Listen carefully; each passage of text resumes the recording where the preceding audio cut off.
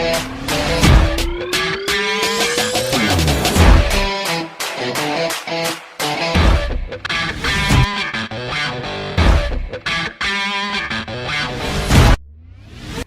malam teman-teman yang di sini maupun di rumah.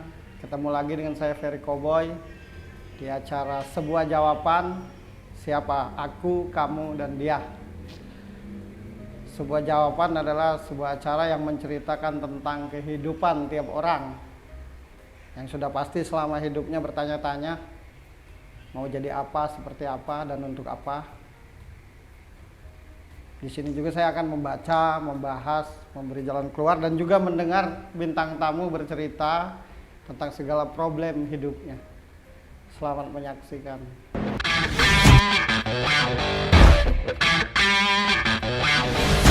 Secara tampilan kan lo seperti orang yang masa bodoh.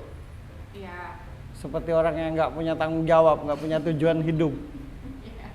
Tampilan, dan itu nggak bisa dirubah, itu karaktermu. Misalkan lo diberi bunga oleh pasanganmu, oh makasih ya, udah begitu aja lo tuh. Nggak bisa yang oh nggak bisa. Nah kadang-kadang nah ya nggak bisa lo gitu, lucu. Jadi orang yang mau, terutama cowok, memandangmu tuh kayak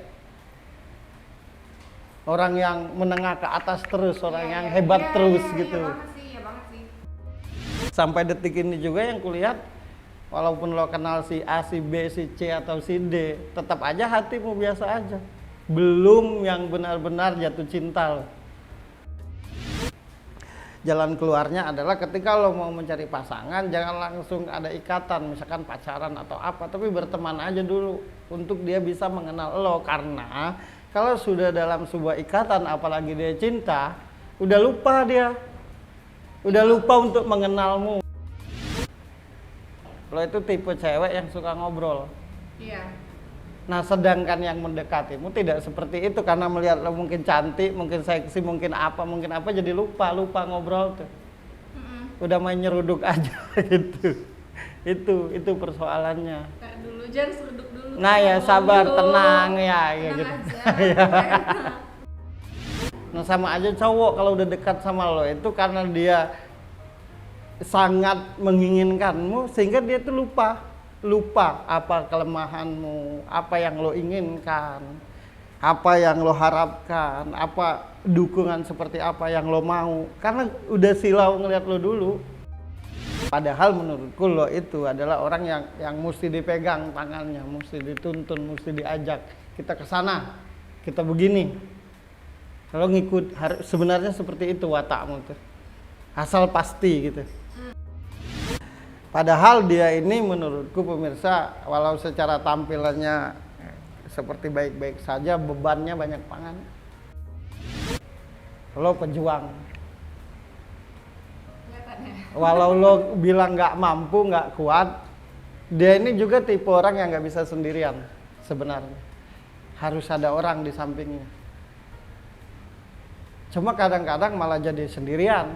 Orang yang di sampingnya yang diharapkan untuk dampingi, untuk nyemangati, malah nyusahin. Lah tampaknya kan kayak orang yang nggak mau capek, kayak orang yang mau enak aja, kayak orang yang mesti makan di mana, tidur di mana. Padahal ini jungkir balik loh menurutku. Cuma satu yang mesti lo rubah. Dia ini tipe kalau udah cinta, udah sayang, cowoknya nggak usah ngapa-ngapain. Harus kacamata kuda, itu juga kesalahanmu. Itu dia ini sangat tidak gampang jatuh cinta menurutku. Kalau sayang ya biasa kan, jatuh cinta itu kan susah. Sangat susah jatuh cinta pemirsa. Tapi kalau sudah cinta, Ya jadi begitulah para kalau mantan bisa. Gea Putri Wijaya. Ya Gea ini semakin dia cinta, semakin dia sayang, semakin tidak terlihat, semakin tidak dia tampakkan. Jadi dia ini salah satu perempuan yang jatuh cinta secara aplikasinya terbalik. Gini, ketika lo sudah sayang cinta lo total, nah kadang disalahartikan seolah-olah lo nggak bisa apa-apa kalau tanpa, gitu kan? Iya benar banget. Nanti lo ketemu pasangan, ini menurut penglihatanku nih, baru gua gunain nih. menurut penglihatanku kan ada dua cara ketemu jodoh itu.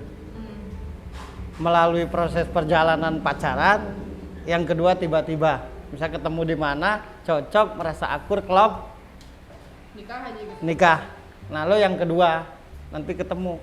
Jadi proses perjalanannya itu setelah menikah justru. Orang baru pasti Gini, banyak sama-sama jatuh cinta pun belum tentu lo bisa baik hubungannya. Yang lo butuhkan tuh ngeklik, chemistry. Nah iya itu dia. Nah, tapi nanti ketemu.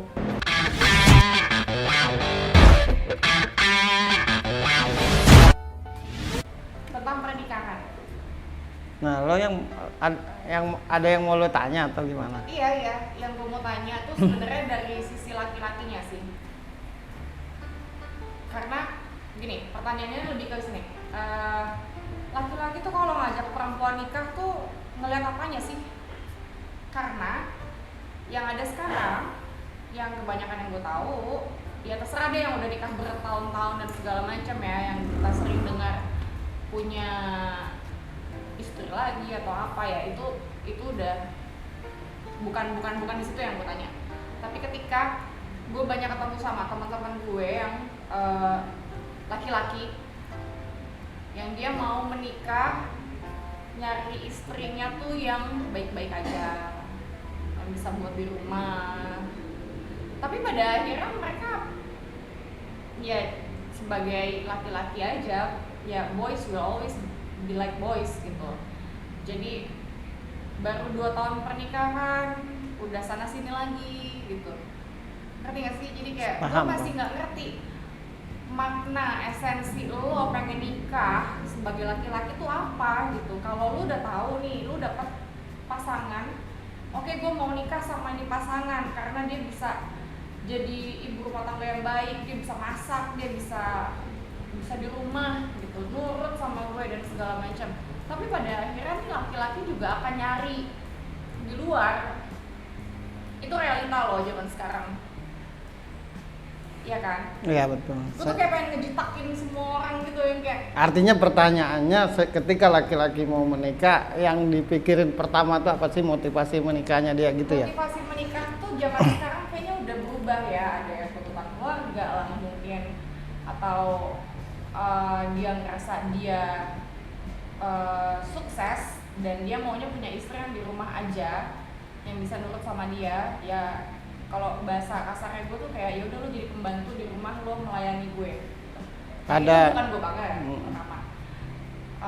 Yang pada akhirnya yang dia cari adalah perempuan-perempuan lain yang jauh lebih buat nafsu, yang dia lihat ke perempuan lainnya ini, yang mainan-mainannya ini pasti yang fisiknya lebih bagus, yang apa lebih bagus. Kenapa lu nggak nikahin perempuan yang emang sesuai hasrat lo mau nikahnya sama yang kayak gimana gitu, yang suka fisik yang seperti apa gitu? Kenapa harus munafik? Sebenarnya bukan itu persoalannya. Jadi kalau bicara, nanti baru saya jawab benar.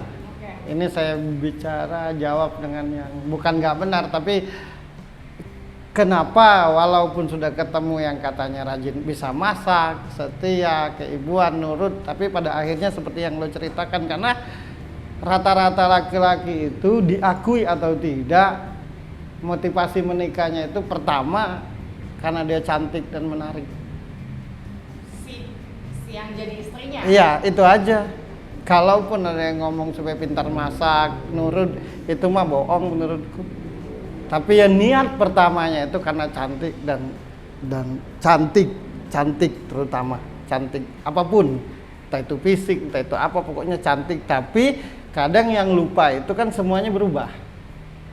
Ketika dia punya anak, ketika dia ini anak, akhirnya ya karena dasar utama menikah itu cantik, ya ketika kecantikannya berkurang dan ketemu yang lebih cantik lagi, jadi mau lagi. Jadi rata-rata laki-laki, diakui atau tidak, menikah itu karena physically, karena fisiknya, karena penampilannya. Yang dia lupa penampilan itu kan berubah. Iya, pada akhirnya kan jadinya kalau yang gue lihat, Sekalipun dia baik, sekalipun dia setia, istri tadi, sekalipun lurus, kalau nggak cantik nggak.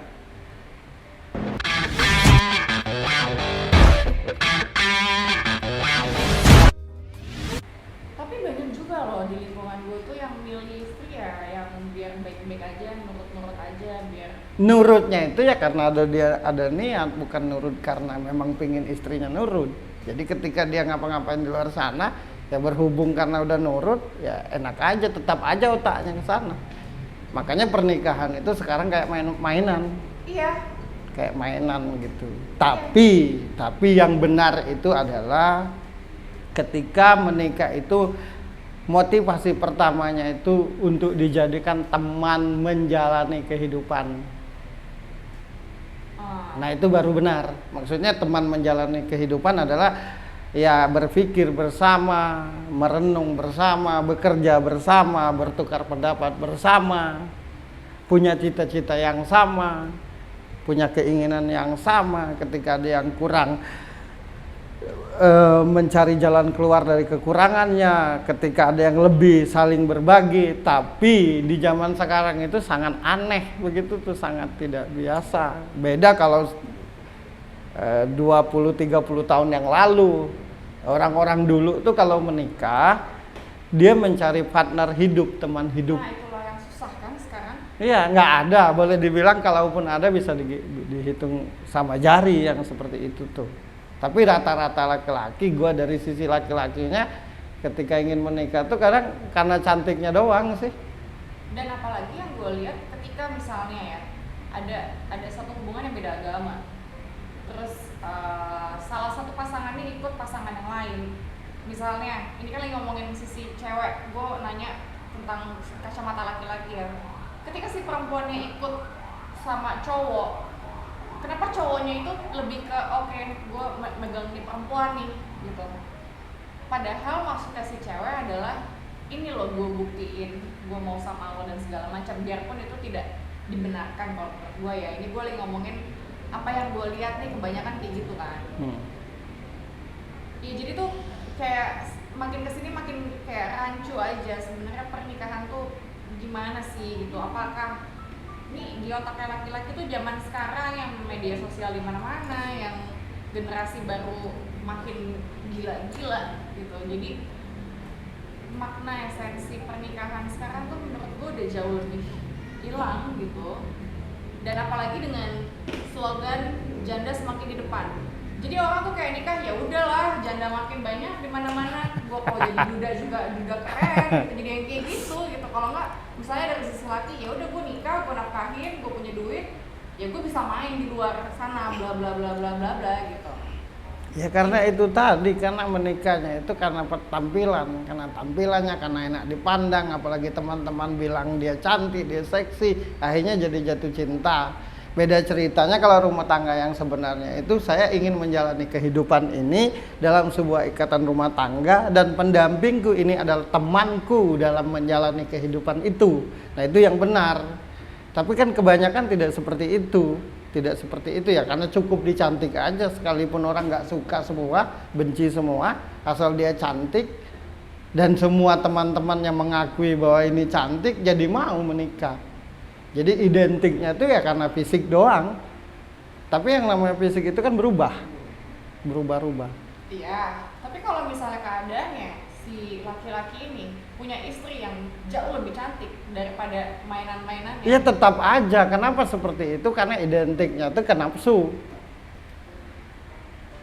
Sama aja kayak kita makan nasi rendang, seenak-enaknya nasi rendang, ujungnya pengen makan lauk lain lagi kan. Tapi kalau memang dia bertekad untuk membentuk rumah tangga, membentuk ikatan yang namanya rumah tangga untuk menjalani kehidupan sampai di hari akhir nanti, dan pasangannya dijadikan temannya, berpikir, bercerita, ngobrol, mencari jalan keluar, pasti dia tidak akan kemana-mana. Nah cuma karena rata-rata perempuan ini kayak dianggap makanan, ya otomatis kan nggak mau satu makanan doang, kan gitu. Cuma yang dikorbankan Tuhan. Ini kayaknya jodoh dari Allah, jadi Tuhan yang dikorbankan cinta. Saya sangat mencintaimu, saya sangat menyayangimu, kan gitu. Nanti kalau ada masalah, misalkan menikah lagi, berpacaran lagi, iya nih kurang ini kurang itu. Jadi itu tuh karena sama aja kayak gini. Saya beli kursi untuk makan di rumah, cukup satu kursi aja kan. Tapi kalau saya beli kursi untuk kesenanganku, pasti nggak cukup satu kursi.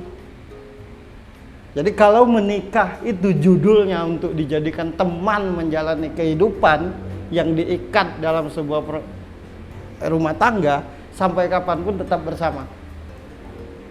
Oke, ini versi yang sangat positifnya ya. Iya. Ya, Ya yang negatif. Sebagaimana seharusnya. Ini gue Iya. punya pertanyaan lain.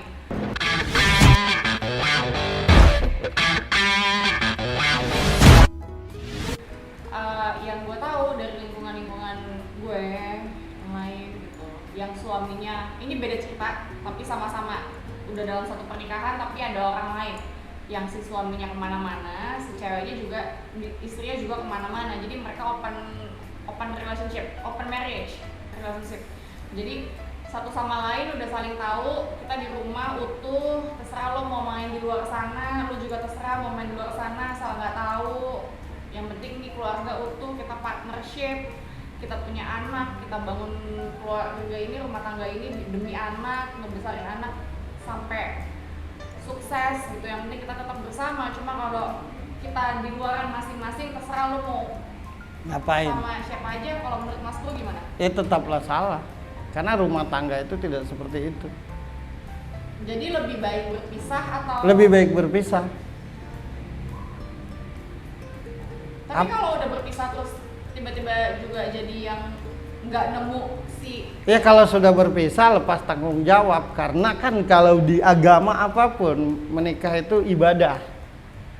Ya. Ya ibadah, yang namanya ibadah itu harus ikut aturan dong, bagaimana layaknya ibadah. Nah kalau yang lo ceritakan tadi kan nggak ikut aturan, mending nggak usah menikah sama sekali. Tapi kan mereka tetap kalau pakai judulnya ibadah, perceraian itu kan dosa misalnya gitu. Jadi mendingan gimana caranya kita jaga pernikahan ini, tapi lebih baik bercerai daripada terlihat utuh di dalam rumah tapi kemana-mana. Itu lebih bangsat lagi. Iya itu gue setuju. Cuma ini kan lagi ngomongin apa yang gue lihat nih yang masih gue pertanyakan gitu. Kenapa mereka masih mempertahankan itu demi anak tapi istrinya Rata-rata rumah tangga itu tetap bertahan semenderita apapun justru karena malu sama orang, menurutku. Iya, bukan dia. Karena takut sama Tuhan. Itu dia. Tapi takut diomongin, lo kok bercerai, lo kok begini. Dan pakai alasan demi anak. Iya, anak. Waduh, kalau bicara anak, mayoritas pertengkaran perceraian itu anak tuh jadi korban aja. Karena kalau mereka sadar nggak ada bekas anak, Ya. jadi bercerai aja, anak hidupi bareng-bareng.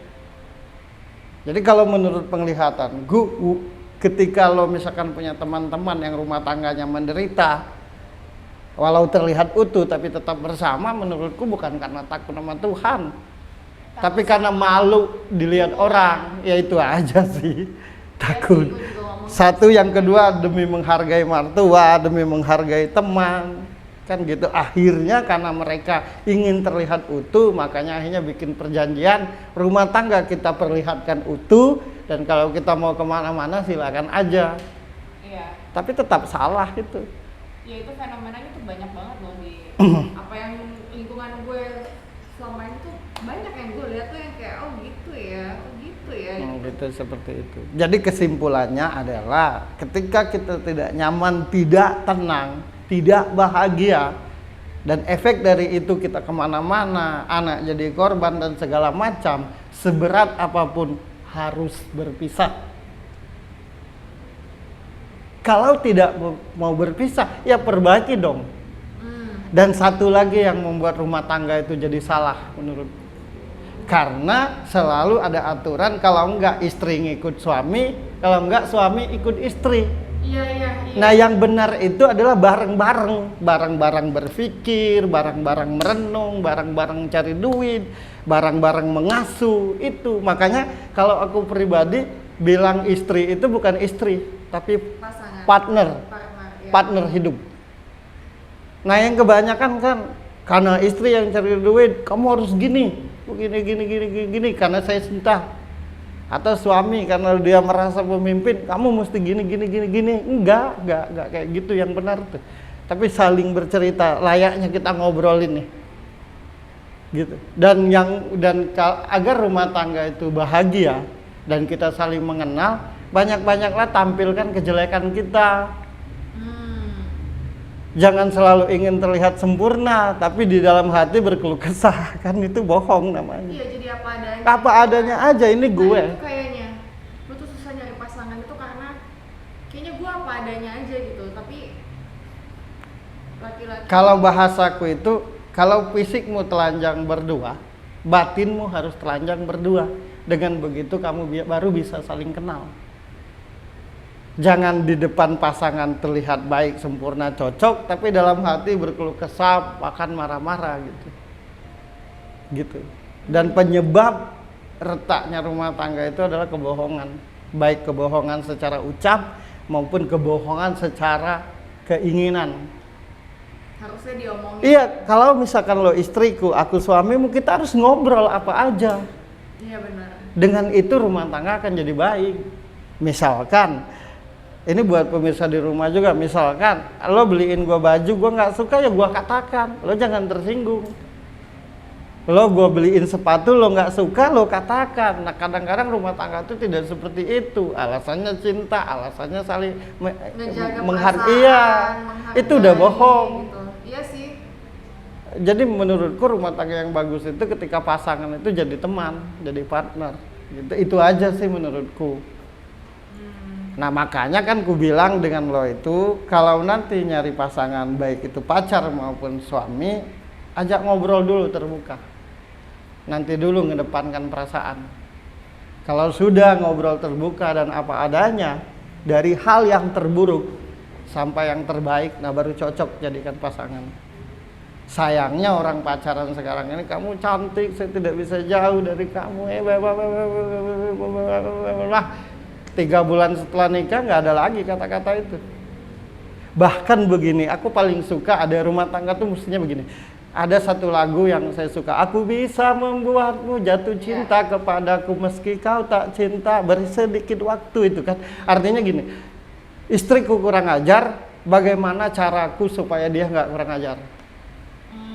Suamiku kurang keren, bagaimana usahaku sebagai istri supaya dia keren. Itu rumah tangga tuh. Jangan, saya pengen istri cantik, baik-baik, soleha, kaya, dari keluarga, terus kerja kita ngapain? Iya. Kan gitu. Tapi misalkan gue jelek, jadi suamimu, gue jelek, 3 bulan, 4 bulan kemudian, keren banget suamimu ya, kan itu hasil kerjamu.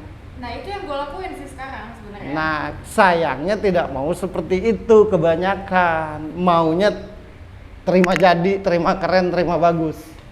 Oh, enggak sih, kalau gue sekarang sih enggak. Jadi buat pemirsa di rumah, ini di ujung acara, supaya rumah tangga itu bahagia, kita harus ngobrol terbuka apa aja. Apa aja ceritakan, sejak engkau keluar rumah sampai engkau masuk rumah lagi. Istri di rumah kalau memang nggak kemana-mana, ceritain semua apa yang dia lakukan dari semenjak dia bangun tidur sampai tidur lagi. Dengan begitu akan saling mengenal. Kalau tidak seperti itu, kita akhirnya dekat terasa jauh. Dan misalkan ada suaminya yang jelek, bagaimana berpikir istrinya biar suaminya nanti keren. Sebaliknya, kalau istrinya jelek, itu PR suaminya, bagaimana menjadikan istrinya cantik. Setuju. Kalau kita bicara fisik, nggak kelar-kelar.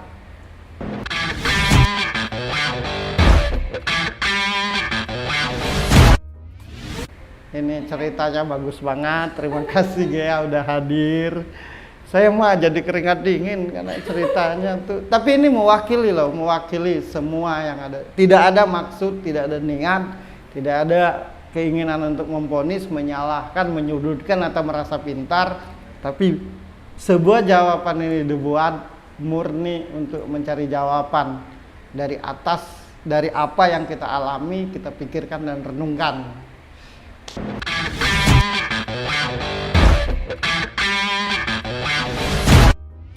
Oke pemirsa, inilah cerita episode kali ini. Terima kasih banyak, tadi kita udah kedatangan tamu cantik ya Putri, yang bercerita tentang, kebetulan hari ini judulnya susahnya mencari pasangan, dan dia udah cerita, apapun udah kita ceritakan. Sekali lagi saya simpulkan bahwa kalau kita bicara rumah tangga, terbuka dan apa adalah terhadap pasangan. Dengan begitu kamu akan saling mengenal, saling tahu. Dengan saling kenal dan saling tahu, kita akan tahu dengan apa yang harus dan tidak harus kita lakukan ke depan. Mudah-mudahan bermanfaat, mudah-mudahan ada yang bisa diambil. Sampai ketemu lagi di episode selanjutnya bersama saya Ferry Cowboy di sebuah jawaban, siapa aku, kamu, dan dia.